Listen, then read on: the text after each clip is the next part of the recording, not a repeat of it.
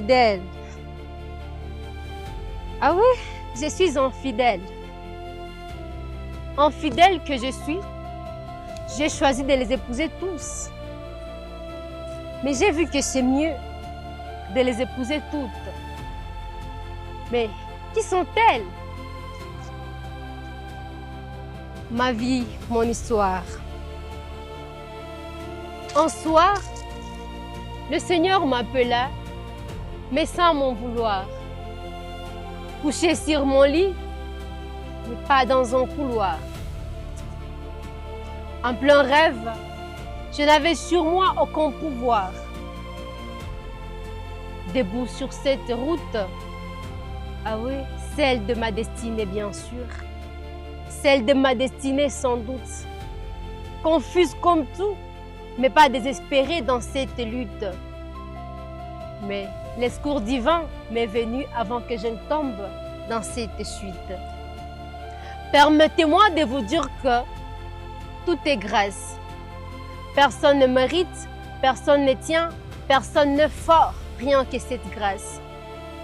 Permettez-moi de vous dire qu'il se croyait fort, oubliant que tout était grâce. Oh, c'est plutôt elle qui se croyait forte, intelligente, oubliant que tout était grâce. Eh bien voilà que le jour de la Pentecôte, elle se décida de se remettre en question. Elle s'est remise en question pour savoir, mais quelle est ma vie dans cette terre? Quelle est ma mission dans ce monde? Mais les questions l'ont dépassé, les questions comme de pourquoi, comment. Mais elle s'est décidée de ne rien dire à personne, car elle a commencé sa vie comme elle la finira sans doute. Mais comme à un certain moment de la vie, on est obligé de choisir. Elle aussi, elle était obligée de choisir. Elle a choisi de rester infidèle. Ah oui, je suis infidèle. Infidèle à les épouser toutes, mais à ne jamais épouser tous.